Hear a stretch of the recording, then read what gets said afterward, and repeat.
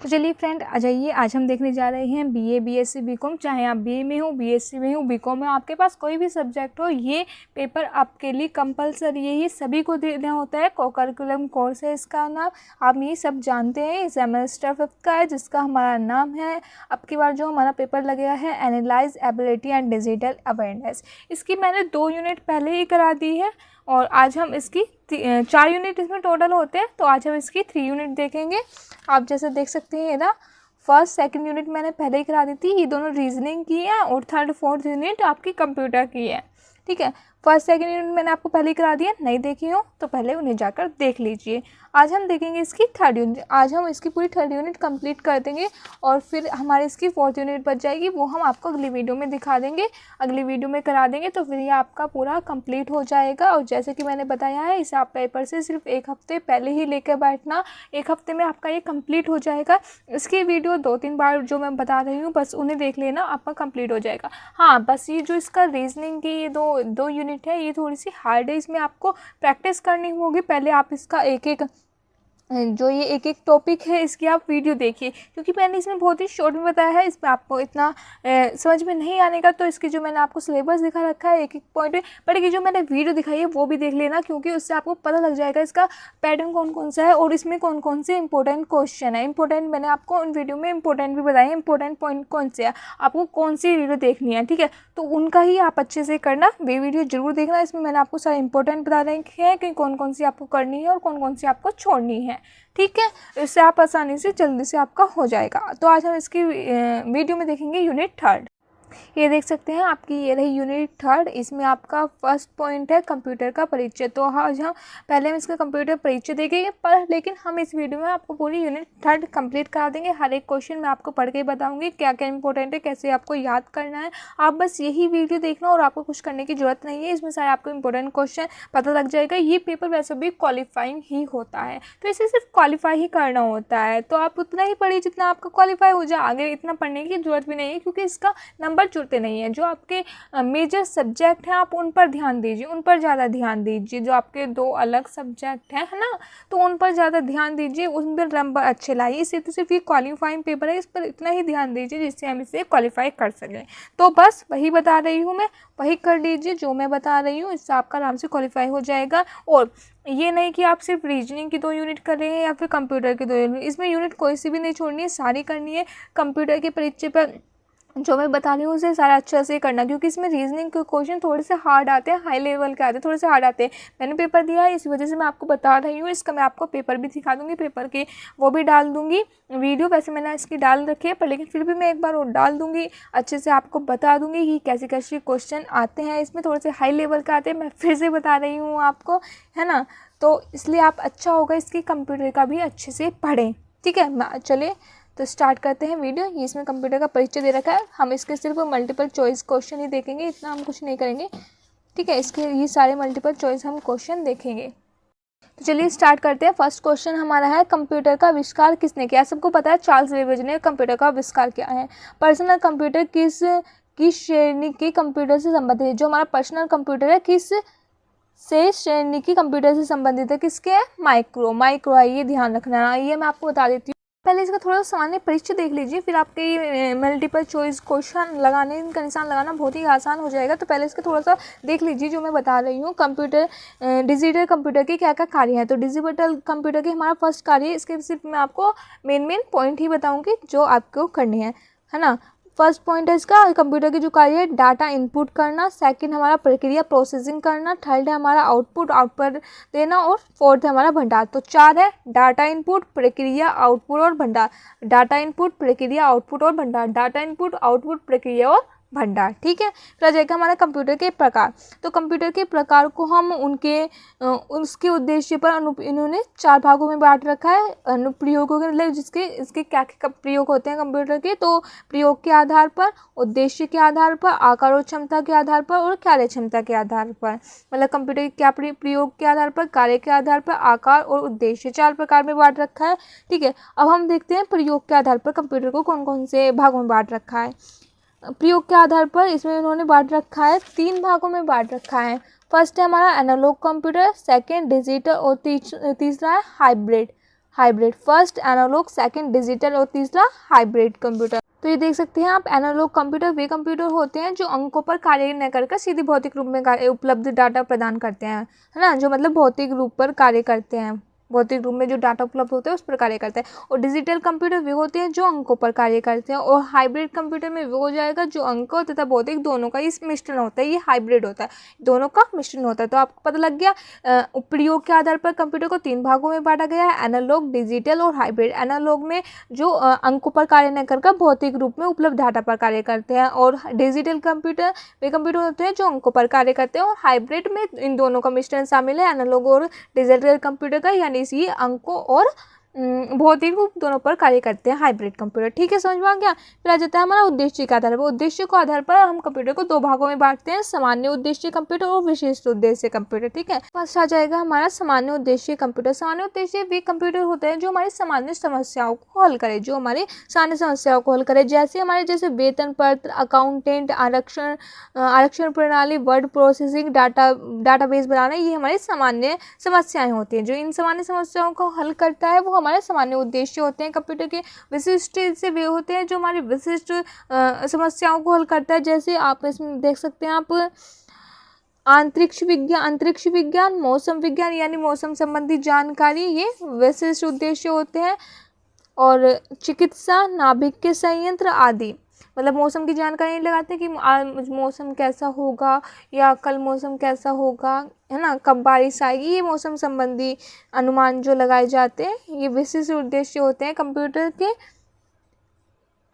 फिर अब आते हैं आकार और क्षमता के अनुसार। कंप्यूटर के आकार और क्षमता के अनुसार कितने भागों में बांटा गया है? कंप्यूटर को आकार और क्षमता के अनुसार 4 भागों में बांटा गया है। ठीक है, आकार और क्षमता के आधार पर कंप्यूटर को 5 श्रेणियों में बांटा गया है। इसमें 5 लिख रहा है पर दे तो यहाँ पर 4 ही रखें, 2 3 4 ही दे रखे हैं। ठीक है, 4 ही होते हैं, इन्होंने गलत लिख रखा होगा। Micro computer, mini computer, main frame computer और सुपर कंप्यूटर, ये 4 प्रकार के होते हैं। माइक्रो कंप्यूटर में हमारा वे आ जाते हैं कंप्यूटर प्रणाली की सबसे छोटी प्रणाली को माइक्रो कंप्यूटर का, मतलब ये कंप्यूटर प्रणाली की सबसे छोटी इकाई है, इसको हम माइक्रो कंप्यूटर कहते हैं। इस एक माइक्रो कंप्यूटर में CPU के समस्त भाग एक मुख्य सर्किट बोर्ड पर लगे होते हैं, जिसे मदरबोर्ड कहा जाता है। ठीक है, इसमें दे रखा है माइक्रो कंप्यूटर के अंतर्गत आने वाले कंप्यूटर निम्नलिखित हैं। ये देख रखा है desktop, laptop computer, palmtop computer, tablet, personal computer आ जाएंगे हमारे, पर्सनल और डिजिटल कंप्यूटर, ये सारे हमारे माइक्रो कंप्यूटर में आते हैं। ठीक, फिर मिनी कंप्यूटर आ जाएगा। मिनी कंप्यूटर, ये कंप्यूटर मध्यम आकार के कंप्यूटर होते हैं, इनकी कार्य क्षमता माइक्रो कंप्यूटर से अधिक होती है, यानी सबसे छोटा होता है माइक्रो, फिर आ जाता है मिनी, इसकी ये माइक्रो से थोड़ा बड़ा होता है, इसकी कार्य क्षमता भी माइक्रो से अधिक होती है मिनी कंप्यूटर की। इसमें एक से अधिक CPU होते हैं, इसमें एक से अधिक CPU होते हैं। हमारे जो माइक्रो कंप्यूटर होते हैं, जो पर्सनल कंप्यूटर होते हैं, वे माइक्रो तो होते हैं जो हमारे पास होते हैं, तो इसमें तो एक ही CPU होता है, पर लेकिन जो मिनी कंप्यूटर है इसमें एक से अधिक CPU होता है। और मिनी कंप्यूटर का उपयोग एक मध्यम स्तर की इकाई कर्मचारियों के वेतन की गणना, वित्तीय खातों के रखरखाव, योजना निर्माण आदि के कार्यों में कर सकते हैं। ठीक है, और जिसका आकार एक साधारण रेफ्रिजरेटर के समान तथा कीमत लगभग $18,000 थी। ये दे रखा है इसमें। फिर आ जाएगा, पहले हमारा था माइक्रो, फिर मिनी, फिर आ जाएगा हमारा मेन फ्रेम। मेन फ्रेम एक बृहद कंप्यूटर होती है, इसकी संग्रहण क्षमता बहुत अधिक होती है, मतलब ये बड़ा होता है, ये छोटे छोटे एरिया में नहीं रखा जाता है। मेन फ्रेम कंप्यूटर में विशाल डाटा पर तीव्र प्रोसेसिंग करने की क्षमता होती है, जिसमें के कारण इसका उपयोग बड़ी संस्थाओं जैसे बैंक, सरकारी कार्यालय में केंद्रित कंप्यूटर के रूप में किया जाता है। कहाँ पर किया जाता है इसका उपयोग? बैंक, सरकारी कार्यालय, केंद्रीय कंप्यूटर के रूप में किया जाता है। ठीक है, फिर आ जाता है हमारा super computer. Super computer computer की सभी श्रेणियों में सबसे बड़े आकार का होता है। सुपर कंप्यूटर सुपर ही होता है यार, सबसे बड़ा होता है। पहला था हमारा माइक्रो, फिर मिनी था, फिर मेन फ्रेम था, अब आ जाएगा हमारा सुपर कंप्यूटर। तो सुपर कंप्यूटर सबसे ही बड़ा होता है। सुपर कंप्यूटर में मौसम संबंधी जानकारी होती है ना, वो सुपर कंप्यूटर से ही लगाई जाती है। इसलिए विशिष्ट उद्देश्य के कार्य को बताया था ना मैंने, उद्देश्य के आधार पर कंप्यूटर को, तो ये सुपर कंप्यूटर जो हमारा विशिष्ट उद्देश्य की पूर्ति के लिए होता है सुपर कंप्यूटर, जैसे अंतरिक्ष विज्ञान, मौसम विज्ञान, चिकित्सा, नाभिक के संयंत्र आदि के उपयोग में बनाते हैं एक सुपर कंप्यूटर। दे रखा है सुपर कंप्यूटर कंप्यूटर की सभी श्रेणियों में सबसे बड़ा व सबसे अधिक स्टोरेज क्षमता वाला तो सबसे अधिक कार्य गति वाले होते हैं। एक सुपर कंप्यूटर में एक से अधिक सीपीयू होते हैं और इसमें सब दे रखा है। बस इतना ही करना था आपको, इतना ही देखना था। भारत भी विश्व के उन देशों की श्रेणियों में जिन्होंने स्वयं अपना सुपर कंप्यूटर निर्मित किया है। भारत में निर्मित सुपर कंप्यूटर का नाम, ये ध्यान रखना है, जो भारत में निर्मित सुपर कंप्यूटर है उसका नाम है परम है, जिसे पुणे स्थित CDC के नामक संस्था, ये जो हमारी CDC ये नामक संस्था है, कंप्यूटर का हमारा नाम है, जो हिंदुस्तान में जो भारत में निर्मित हुआ है परम। और किस संस्था ने निर्माण किया है? CDAC नामक संस्था ने निर्माण किया है, बनाया है। और इसका नवीनतम संस्करण परम 10,000 भी बनाया गया है। इतना परम 10,000, परम 8,000, ये ध्यान रखें। बस इतना ही आपको ध्यान क्या रखना है। हमारे जो भारत में निर्मित कंप्यूटर उसका नाम परम है, CRC संस्था द्वारा निर्मित किया है। फिर आ जाता है हमारा कार्यक्षमता के अनुसार के आधार पर कंप्यूटर के प्रकार कितने होते हैं। कार्यक्षमता के आधार पर ये आएंगे, इसलिए मैं आपको पढ़ा रही हूँ सारे। ठीक, कार्यक्षमता के आधार पर बोला जाएगा हमारा सर्वर, वर्क स्टेशन, सूचना उपकरण और एम्बेडेड कंप्यूटर। कार्यक्षमता के आधार पर सर्वर, वर्क स्टेशन, सूचना उपकरण और embedded computer. Server, work station, सूचना उपकरण और एम्बेडेड कंप्यूटर। ध्यान रखना है आपको। हमने 4 प्रकार बताए थे, आपको कौन कौन से बताए थे, एक बार रिवीजन कर लेते हैं जल्दी से। हमने आपको 4 प्रकार बताए थे, इसके आप देख सकते हैं उद्देश्य के आधार पर, कार्य के आधार पर और हमारा क्षमता के आधार पर, आकार व इसकी क्षमता के आधार पर बताया था ना हमने। और कौन से बताया था उन्हें, ये रहे प्रयोगों के आधार पर, ये रहे प्रयोगों के आधार पर, उद्देश्यों के आधार पर, आकार व क्षमता के आधार पर और कार्य क्षमता के आधार पर। प्रयोग के आधार पर हमने 3 प्रकार के बताए थे, एनालॉग और डिजिटल, हाइब्रिड। 3 बताए थे। एनालॉग वो था जिसमें हम अंकों पर कार्य नहीं करते है ना, जो डाटाबेस पर कार्य करता है। डिजिटल वो था जो अंकों पर कार्य करता है और हाइब्रिड इन दोनों का मिश्रण है। ठीक है, ये बताया था मैंने। फिर आ जाता है हमारा उद्देश्य के आधार पर, सामान्य उद्देश्य कंप्यूटर और विशेष उद्देश्य कंप्यूटर। सामान्य उद्देश्य जो हमारे सामान्य समस्याओं को हल करे, विशेष जो हमारे विशेष उद्देश्य को हल करे। सामान्य तो हमारी जैसे गणना वरना करना वही है, विशिष्ट जैसे हमारे मौसमी विज्ञान और नाभिकीय ऊर्जा, इन सब का पता लगाना, ये समान होने विशिष्ट उद्देश्य है। ठीक है, फिर आ जाएगा हमारा आकार और क्षमता के आधार पर। आकार और क्षमता के आधार पर मैंने आपको बताया माइक्रो, मिनी, मेन फ्रेम और सुपर। 4 है, माइक्रो, मिनी, मेन फ्रेम और सुपर। माइक्रो में तो हमारा जो पर्सनल कंप्यूटर, इन्हें ध्यान रखना। माइक्रो में कौन कौन से कंप्यूटर आते हैं, ये कई बार पूछा जाता है।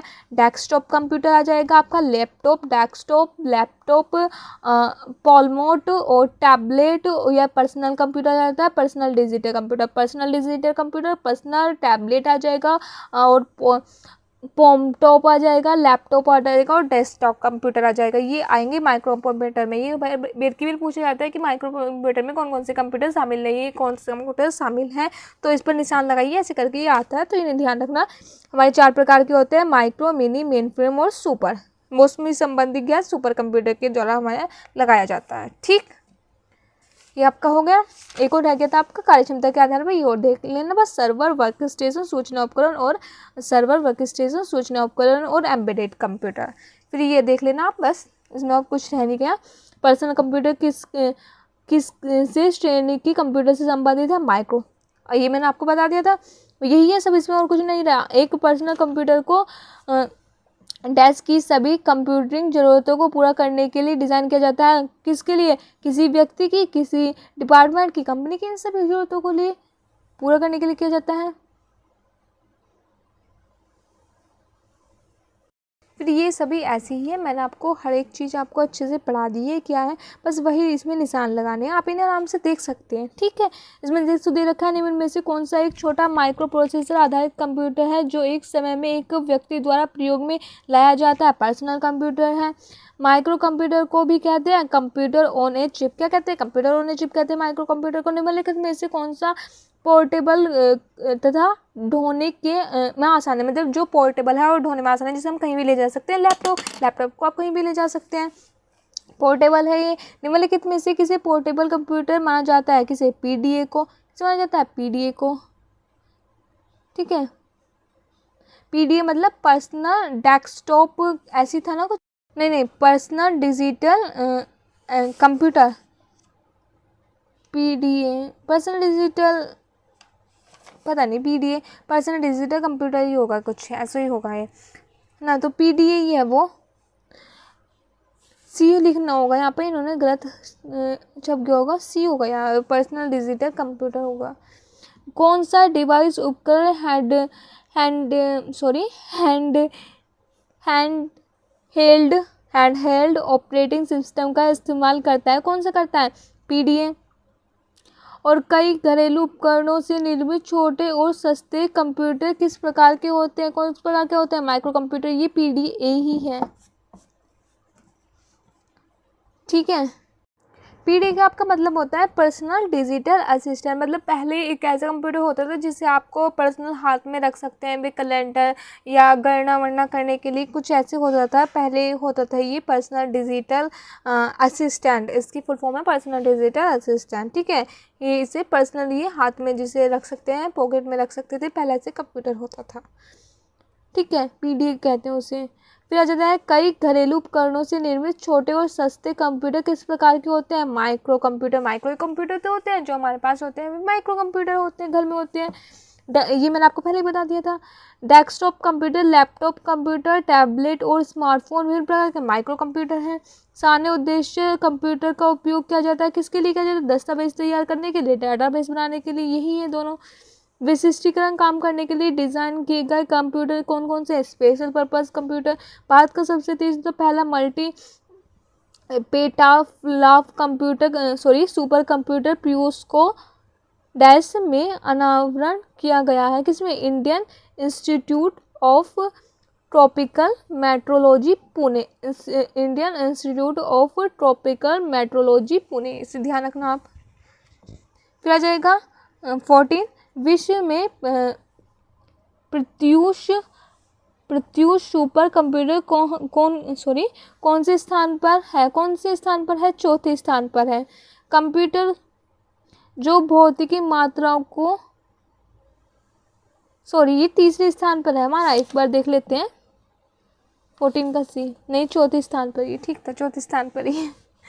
फिर आ जाएगा हमारा 15, वे कंप्यूटर जो भौतिकी मात्राओं को मापकर उनके परिणाम अंकों को व्यक्त करते हैं, क्या होते हैं, ये होते हैं हमारे एनालॉग कंप्यूटर, बताया था मैंने, एनालॉग कंप्यूटर भौतिक मात्राओं पर काम करते हैं, और जो हमारे वो होते थे क्या बोलते थे उसे, डिजिटल कंप्यूटर, ये अंकों पर काम करते थे। एनालॉग 3 प्रकार के थे ना, एनालॉग, डिजिटल और हाइब्रिड।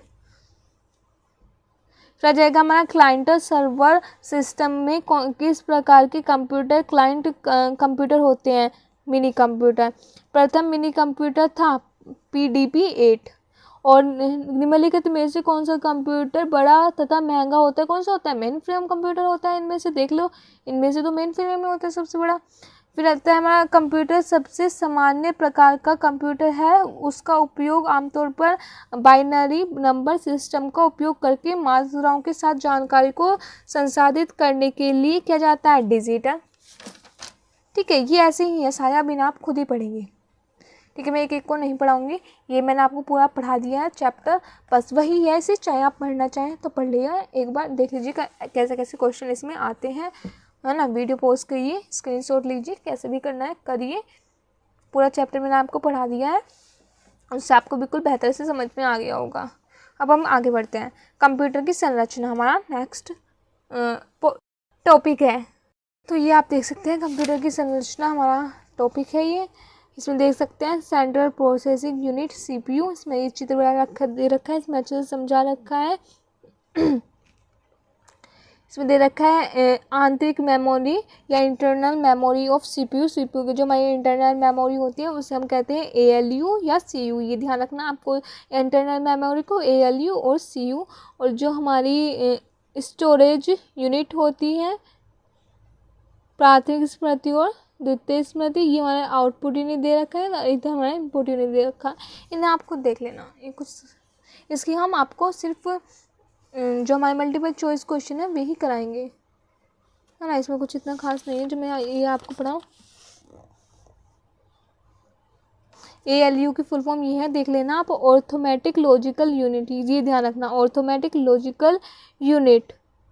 और CPU के इस भाग का कार्य डाटा पर गणितीय तथा तार्किक क्रियाएं करना है, ये ध्यान रखना। इसकी फुल फॉर्म ऑर्थोमेटिक लॉजिकल यूनिट, और इसका जो कार्य क्या है, गणितीय तथा तार्किक क्रिया करना है, गणितीय तथा तार्किक क्रिया करना है। ऑर्थोमेटिक लॉजिक यूनिट इसका नाम है ALU का। और CU का हमारा कंट्रोल यूनिट नाम है ना। और सभी गतिविधि तथा उसके हार्डवेयर अंगों का संचालन एवं नियंत्रण भाग क्या जाता है, इसे रहने दीजिए। बस इतना ही ध्यान रखना आपको। हम डायरेक्ट इसके क्वेश्चन करेंगे। ALU के मुख्य फंक्शन क्या होते हैं? अर्थमेटिक और लॉजिकल यूनिट को प्रदर्शित करना, ठीक है, ये मैंने आपको बताया था। इसकी फॉर्म क्या है? Arithmetic logic unit. तो इसे अर्थमेटिक और लॉजिकल ऑपरेट को प्रदर्शित करना इसके कार्य है, ठीक है। फिर आ जाएगा, निम्नलिखित में से कौन सा कंप्यूटर का मूल कार्य है? क्या कंप्यूटर के कार्य है? इनपुट, स्टोरेज, प्रोसेसिंग करना एक मुख्य कार्य है, मैंने आपको पहले ही बताया था, पहले ही आ गया था ये।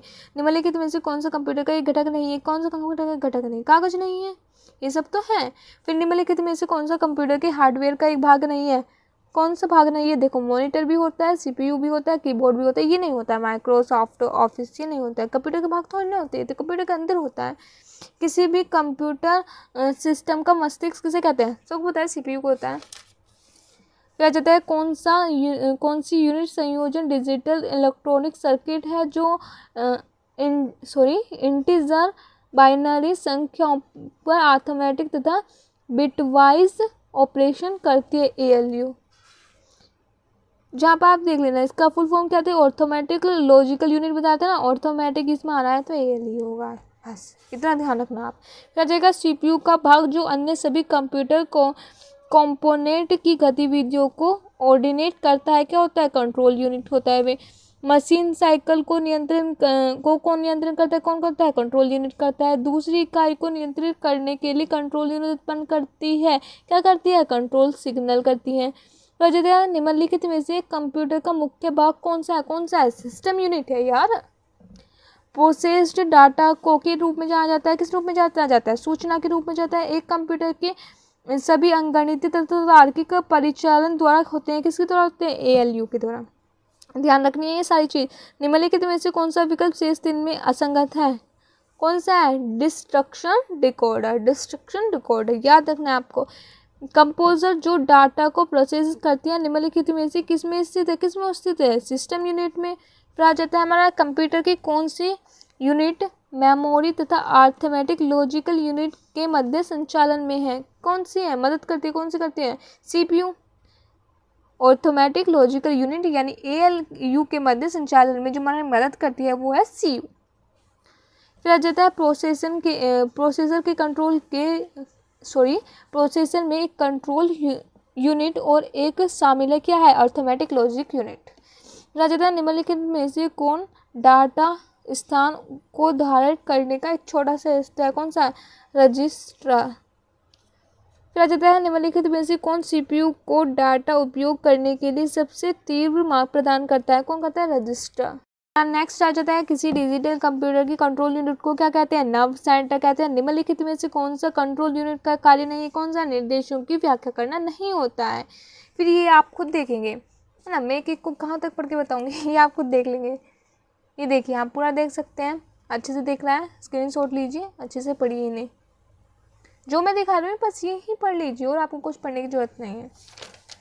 ये देखिए, पढ़ लीजिए। हाँ, और कुछ कहते हैं बच्चे, कहते हैं मैम इसकी PDF दे दीजिए, है ना, काफ़ी ने कहा कि मैम इसकी PDF दीजिए। यार मैं PDF तो दे दूँगी, PDF देने में मुझे कोई दिक्कत नहीं है, पर मैं PDF दूँगी तो आप फिर वीडियो नहीं देखने तो मेरे व्यूज़ कैसे आएंगे? वॉचिंग आवर कैसे बढ़ेगा? 4000 वॉचिंग आवर जरूरी होता है चैनल की मोनेटाइज होने के लिए। मेरे अभी तक 4000 आवर भी वॉच टाइम नहीं हुआ है। आप देख तो रही नहीं, मैं आपको PDF दे दूँ? कैसे दे दूँ मैं आपको PDF?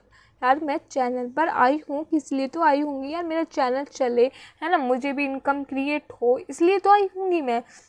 पर आप देख ही नहीं रहे हैं, है ना। मेरी वीडियो को देखेंगे नहीं तो मेरा वॉच आवर बढ़ेगा नहीं, मेरा वॉच आवर नहीं बढ़ेगा तो मेरा चैनल मोनेटाइज नहीं होगा, है ना। तो मैं ऐसा क्यों करूँ, फिर मैं आपको PDF क्यों दे दूँ, कैसे दे दूँ मैं आपको, नू बताऊँ। हाँ, मुझे भी तो अपनी इनकम क्रिएट करनी है यार यूट्यूब से, थोड़ा तुम समझे करो। PDF तो मैं दे दूँगी, उसमें कोई दिक्कत की बात नहीं, बना भी दूँगी मैं, पर लेकिन फिर आप मेरी वीडियो नहीं देखोगे ना यार। वीडियो नहीं देखोगे तो मुझे इनकम कैसे क्रिएट होगी, है। वॉच टाइम मेरा कैसे बढ़ेगा, ये बताओ आप। ठीक है, चलिए नेक्स्ट पे चलते हैं। फिर आ जाता है कंप्यूटर, और लाइक कर दे करो, चैनल को सब्सक्राइब कर दे करो, मतलब वीडियो को लाइक करे करो, चैनल को सब्सक्राइब करे करो, ठीक है, और शेयर भी करे करो। फिर आ जाता है हमारा third unit, computer memory. Computer memory क्या क्या होती है ये देख लेते हैं। कंप्यूटर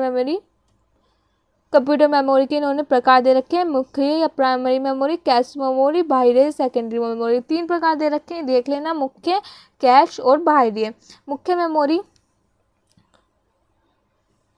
प्राइमरी मेमोरी को मुख्य मेमोरी या इंटरनल मेमोरी भी कहा जाता है। कंप्यूटर में इस भाग में क्या होता है, एक्सिकल, इसे ऐसे करो, ऐसे इसे इतना मत करो, बस इसका ये देखो ये क्या क्या होते हैं, फिर डायरेक्ट आप इनके मल्टीपल चॉइस क्वेश्चन ही देखो, इतना मत पढ़ो, इतना पढ़ने की जरूरत नहीं है, ये देख लो बस। प्राथमिक मेमोरी को निम्नलिखित प्रकार में बांटा गया है, रैम और रोम 2 भागों में बांटा गया है। प्राथमिक मुख्य मेमोरी को रैम या रोम, ये देखना है आपको।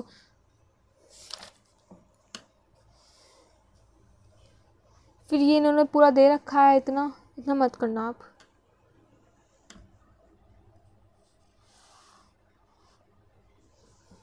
आप डायरेक्ट इसका वही करना, कैश मेमोरी दे रखी है, बाइनरी सेकेंडरी मेमोरी दे रखी है, जो मेमोरी होती है ये। फिर देखेंगे हम एक छोटे आकार की वैलेंटाइन मेमोरी की, जो प्रोसेसर के लिए उचित गति का डाटा एक्सेस करती है। निम्नलिखित में से कौन एक बार इस्तेमाल किया जाने वाला डाटा रखने में उपयोग की गई मेमोरी का एक प्रकार है, कौन सा है, कैश। फिर कंप्यूटर कौन सा भाग सूचना स्टोर करने के लिए सहायक होता है, डिस्क ड्राइव। कौन सा होता है, डिस्क ड्राइव। आपको इन्हें पढ़ना है, इन्हें अच्छे से देखना है क्या लिखे हैं, बस इन्हें आप 5-6 बार देख, 3 बार, आप 3 बार इस वीडियो को ध्यान से देख लें, आपके सब दिमाग में बैठ जाएंगे। एक हफ्ता पहले आप इन्हें, कंप्यूटर वाले को तो मैं कह रही हूँ 1 हफ्ता पहले ही करना, रीजनिंग वाले को बस थोड़ा सा आप टाइम दे देना, कंप्यूटर वाले को तो आप बस 1 हफ्ता पहले करने देना, सब हो जाएगा, चिंता करने की कोई दिक्कत नहीं। 3-4 बार पढ़ना, सब याद हो रखा है। फिर आ जाएगा हमारा थर्ड, कंप्यूटर की मेमोरी अर्थमेटिक लॉजिकल यूनिट और इनपुट आउटपुट डिवाइस को बताता है, जो किसी कार्यक्रम में इंस्ट्रक्शन को कैसे प्रतिक्रिया देता है। कौन करता है, कंट्रोल यूनिट, ध्यान रखना, कंट्रोल यूनिट।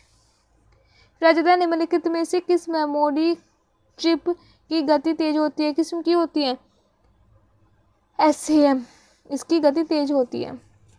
फिर कंप्यूटर में से स्थायी मेमोरी को निम्न में से क्या कहते हैं, रोम। अब मैं ये दिखा रही हूँ, आप इसे कर लेना है, बस भी स्क्रीनशॉट ले लीजिए, कर लीजिए सबको, ठीक है, एक एक नहीं बताऊँगी अब मैं, अब बस आप स्क्रीनशॉट ले लीजिए और कर लीजिए आराम से, और वीडियो पॉज करके भी देख लीजिए, आप पढ़ लीजिए यहीं से, कोई PDF की ज़रूरत नहीं है। फिर आ जाता है हमारा कंप्यूटर सॉफ्टवेयर, यानी कंप्यूटर सॉफ्टवेयर 10 के प्रकार।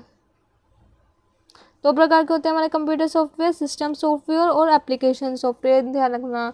2 प्रकार के होते हैं, कौन कौन से होते हैं, सिस्टम और एप्लीकेशन सॉफ्टवेयर, ठीक है, ध्यान रखना है आपको, सिस्टम और एप्लीकेशन सॉफ्टवेयर। और सिस्टम सॉफ्टवेयर को हम 4 भागों में बांट सकते हैं, ट्रांसलेटर और ऑपरेटिंग और सिमुलेटर और ड्राइवर्स। कौन से, ट्रांसलेटर, ऑपरेटिंग, फर्स्ट हमारा translating, second operating, third simulator, fourth है ड्राइवर्स। फिर आ जाता है हमारा सिस्टम सॉफ्टवेयर, मैंने 2 बताए थे ना, सिस्टम और एप्लीकेशन सॉफ्टवेयर। सिस्टम सॉफ्टवेयर के प्रकार बता दिए थे मैंने आपको, अब हम देखेंगे एप्लीकेशन सॉफ्टवेयर, ठीक है। एप्लीकेशन सॉफ्टवेयर यही दे रखा है। एप्लीकेशन सॉफ्टवेयर मुख्यतः 2 श्रेणियों में व्यक्त किया गया है, सामान्य उद्देश्य सॉफ्टवेयर और विशिष्ट उद्देश्य सॉफ्टवेयर को। ठीक है, ये हमने पहले ही देख लिया था, इन्हें देखेंगे अब हम। फिर आ जाता है हमारा ये क्वेश्चन, इन पर ध्यान दीजिए, ये है इंपॉर्टेंट। कंप्यूटर के संदर्भ में सॉफ्टवेयर का क्या अर्थ है? क्या अर्थ है कंप्यूटर प्रोग्राम, और फिर निम्नलिखित में से कौन सा एक सॉफ्टवेयर है? बेसिक। ठीक है, करेंगे इन्हें आप खुद आराम से, स्क्रीनशॉट लीजिए, वीडियो पोस्ट करिए, कैसे भी आप इन्हें आराम से पढ़ सकते हैं। ठीक है ना, मेरा मुंह दुख गया है बोलते बोलते। ठीक है, अभी ना आप कर लीजिए, ऐसे ही पढ़ लीजिए खुद, सब दे रही हूँ मैं आपको, मैटर प्रोवाइड कर रही हूँ। अब आपको क्या करना है, आपको सिर्फ पढ़ना है, तो पढ़ लीजिए, 3-4 बार पढ़ लीजिए, सब आपके याद। फिर आ जाता है 5th, माइक्रोसॉफ्ट वर्ड बेसिक। इसमें देखिए दे भी रखा है, चित्रविद सब बना रखा है।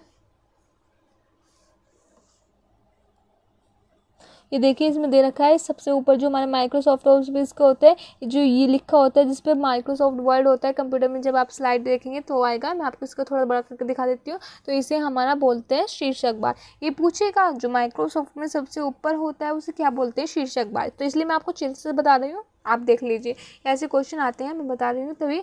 तो सबसे ऊपर वाले को कहते हैं शीर्षक बार। फिर ये जो हमारा मेन्यू होता है ऐसे ही पूछ लेता है। जो टेबल होता है वो कौन सी बार में होता है? जो इसके नीचे हमारा जो होता है शीर्षक बार होता है सबसे पहले। तो फिर जो सेकंड ये जो होता है ना, ये बार हमारे इसको बोल रहे हैं, ये जो ये इतना बन रहा है ना, ये बन नहीं रहा, तो इसे हम बार बोल रहे हैं। तो ये ऊपर वाला तो शीर्षक बार हो गया। फिर सेकंड वाला ये जो बन रहा है सेकंड वाला, ये यहाँ से लेकर यहाँ तक, इसे ये बोल रहे हैं मेन्यू बार, जिसमें आपके आ जाते हैं फाइल, एडिट, है ना, कुछ इतना दिख नहीं रहा है इसमें, फॉर्मेट, इंसर्ट, टेबल आ जाते हैं, टूल्स, विंडो, हेल्प। जो आपके पास कंप्यूटर होगा तो आप देख सकते हैं इन्हें। ठीक है, इसे हम बोलते हैं मेन्यू बार। फर्स्ट को शीर्षक बार, सेकंड को मेन्यू बार, याद रखने है। फिर जो हमारा थर्ड में आता है इसे हम बोलते हैं स्टैंडर्ड टूल बार। थर्ड में जो आता है इसे क्या बोलते हैं? ये वाला जो है, ये वाला पूरा, इसे बोलते हैं स्टैंडर्ड टूल बार। क्या बोलते हैं? Standard tool bar. Standard tool bar, first शीर्षक, second menu, third standard tool bar, याद रखने हैं। फिर इन्होंने फोर्थ को नहीं दे रखा है। फिर ये जो ये वाला जिसमें नंबर से लिख रहे हैं, ये वाला इसे बोलते हैं ये रूलर। ये देख लेना इसे, रूलर। फर्स्ट को शीर्षक बार, सेकंड को मेन्यू बार, थर्ड को स्टैंडर्ड टूल बार, और फिर जो हमारा फोर्थ है, फिफ्थ है, ये जो नंबर लिख रहे हैं जिस पे उसी पर लिख रखा है रूलर। ठीक है, इस पे जो हमारा ये काम करते हैं, जो वाइट होती है, ये यहाँ तक की ये वाली ऐसे से पेज बना हुआ आता है, उसे हम बोलते हैं वर्कशीट, जिसमें हम काम करते हैं, वर्क स्पेस। ठीक है, फिर जो हमारा सबसे नीचे होता है, ये देखो, ठीक है, ये हमारा जो सबसे नीचे होता है इसे बोलते हैं हमारा स्टेटस बार इसीलिए होता है क्योंकि ये नीचे दिखाता है आपको क्या हो रहा है, नीचे क्या चल रहा है, क्या नहीं, इसे नीचे वाले को हम बोलते हैं स्टेटस बार। फिर ये जो ये वाला ये स्क्रॉल करने को होता है, पेज को इधर उधर करने को, इसलिए बोलते हैं स्क्रॉल बार। ये वाला ये पूरा है, इसे क्या बोलते हैं? स्क्रॉल बार, स्क्रॉल। फिर आ जाता है हमारा व्यू बटन। यहाँ पर ये ऐसे होता है, ये ऐसे इधर इसमें दिख नहीं रहा है ढंग से, यहाँ पर व्यू बटन होता है, ऐसे कर बना होता है इधर, है ना, जैसे वीडियो में नहीं बना होता, किसी भी चीज़ देखने के लिए इस पर क्लिक करते हैं तो ऐसे ही यहाँ पर बना होता है, इसे हम बोलते हैं व्यू बटन। फिर ये हमारी डॉक्यूमेंट विंडो होती है, और बस इतना ही ध्यान रखना है आपको। ठीक है, चित्र से दिखा दिया जिससे आपको याद रहेगा। सबसे वाले को शीर्षक बार बोलते हैं, ध्यान रखना। सेकंड जो होता है उसे मेन्यू बार बोलते हैं ऊपर से, और थर्ड जो होता है हमारा स्टैंडर्ड टूल बार होता है, सबसे नीचे स्टेटस बार। फिर ये वाला ऊपर होता है, इसको बोलते हैं स्क्रॉल रोल। ये ध्यान रखना है इसमें। फिर इन्होंने जो इसमें कुछ टूल के नाम दे रखे हैं, न्यू होता है, न्यू का मतलब है नई फाइल खोलने के लिए हम न्यू पर क्लिक करते हैं। फिर ओपन पहले से किए गए डॉक्यूमेंट की फाइल खोलने के लिए। सेव, डॉक्यूमेंट को सेव करने के लिए। प्रिंट करने के लिए होता है। प्रीव्यू, प्रिंट करने से पूर्व डॉक्यूमेंट को स्थिति देखने के लिए प्रिंट प्रीव्यू होता है, ये तो पता ही होगा। स्पेलिंग, शब्दों चेक करने के लिए। कट, सिलेक्शन किए गए खंडों डॉक्यूमेंट को हटाने के लिए। कॉपी होता है, पेस्ट होता है, फॉर्मेट, प्रिंटर। अंडू होता है नहीं, मतलब किसी चीज़ को इससे होता है ये अल्ट्रा प्लस चैट, है ना, दबाते हैं तो अंडू हो जाता है, मतलब जो हमने पहले काम किया है वो एक स्टेप पीछे चला जाता है, या ना अंतिम दी गई कमांड के प्रभाव को नियंत्रण करना, मतलब जो हमने एक स्टेप ये पीछे चला जाता है, बस आप ध्यान रखना ना। रीडू अंतिम दी गई कमांड को पुनः कार्य करने के लिए एक स्टेप आगे चला जाता है। फिर इंसर्ट हाइपरलिंक, हाइपरलिंक इंसर्ट करता है, ये तो बस यही है। टेबल टूल बार, जूम होते हैं, हेडलाइन स्टाइल, ये देख लेना बस आप, इतना आपको इतना करने की जरूरत नहीं, इतना मत देखना, बस जो इम्पोर्टेंट है वो मैं आपको बता रही हूँ। ये देख लेना माइक्रोसॉफ्ट वर्ड की क्या क्या विशेषता है, टेक्स्ट एडिट करना, फॉर्मेट टेक्स्ट करना, इंडेंट पेज ओरिएंटेशन और फाइल एंड रिप्लेस और रिपेल चेक, शब्दकोश, बुलेट तथा numbering, mail merge, graphic, object linking and embedding, क्षैतिज तथा ऊर्ध्वाधर स्क्रॉल रोल मैंने आपको बता दिया था, वे था। तो बस इतना ही आपको करना है इसमें। फिर आपको ये देखना है क्या क्या इसमें लिख रहे हैं, आपको इन्हें पढ़ना है अच्छे से, ठीक है ना। आप अच्छे से पढ़ेंगे, वीडियो पॉज करके पढ़ लीजिए, आराम से सब विजिबल है, आराम से अच्छे से दिख रहा है, आराम से आप इसे पढ़ सकते हैं।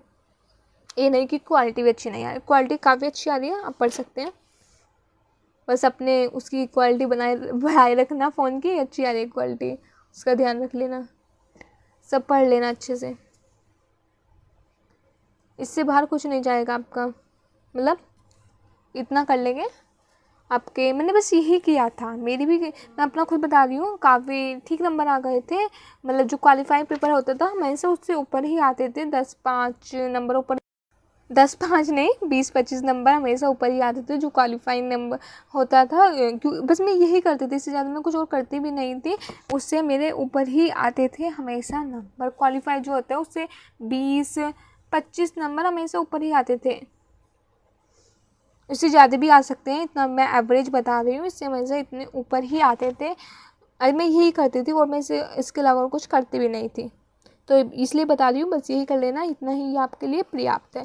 फिर सेकंड आ जाएगा माइक्रोसॉफ्ट एक्सेल, इसमें माइक्रोसॉफ्ट एक्सेल के बारे में बताया गया है अब, ठीक है। टाइटल बार, टैब, ये सब होम पेज, ये भी देखो इसमें पीछे से बता रखा है ना। पहला मैंने आपको बताया था, फर्स्ट को इन्होंने टाइटल बार बताया था, ऊपर जैसे बताया था। सेकंड जो था उसे मेन्यू बार कहा था, स्टैंडर्ड टूल बार, थर्ड वाले इसको, है ना, ये मैंने बता दिया था, उसमें ही सेम वही है। और जो नीचे वाले का तो स्टेटस बार, ये देखा ना, स्टेटस बार ही बता रखा है, जी स्टेटस दिखाता है कि आपकी कितनी सीट है, नीचे वाले को स्टेटस बार बोलते थे ये। फिर ये वर्कशीट टैब, यहाँ पे इसमें अलग हो गया था, तो ये जो होता है ना, ये वाला जो होता है इसी बोलते हैं स्क्रॉल, ऐसे करके स्क्रॉल हो जाता है, साइड में भी हो जाता है, ऊपर नहीं। ये देखो ये वाले, ये हॉरिजॉन्टल, ये क्षैतिज वाले हैं स्क्रॉल बार, इनका नाम है, ये ऐसे करके ऊपर हो जाते हैं, ये इंगे होते हैं। तो क्षैतिज स्क्रॉल बार है, ये हॉरिजॉन्टल, ये देख लेना आप बस। और ये वर्कशीट विंडो है, ये रो हेडिंग है, और इसे हम कॉलम हेडिंग बोलते हैं इस वाले को, तो इन्हें ध्यान रखना है आपको। और इनमें कुछ फॉर्मूले दे रखा है, इतना करने की जरूरत नहीं, इतना कहाँ तक करोगे आप।